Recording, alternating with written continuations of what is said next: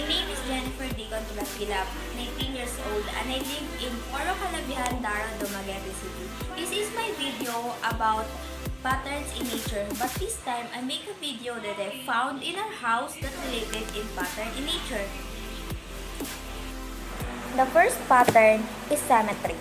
Symmetry is a concept that two opposite sides have identical features, and there's an example of symmetry pattern.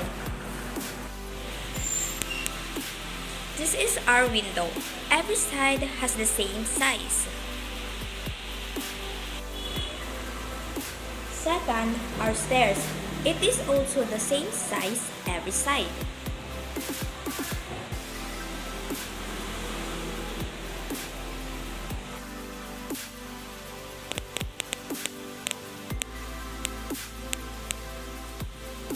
Third example is the closet.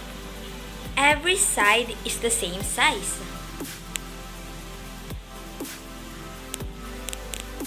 The second pattern is fractals. Fractals is a pattern which repeats at progressively smaller size and angles. Example are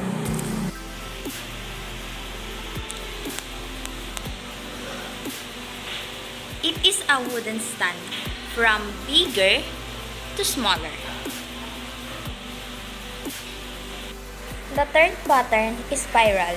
Spiral that moves around the central point and continuously widening. Example is This is the design of our stairs.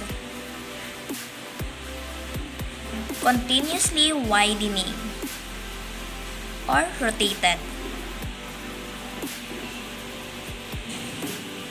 The last pattern is tessellation. Tessellation is a pattern that repeats figures closely fitting together with no gaps in between. Example of tessellation is This is the screen of our door. The same shape but no gaps.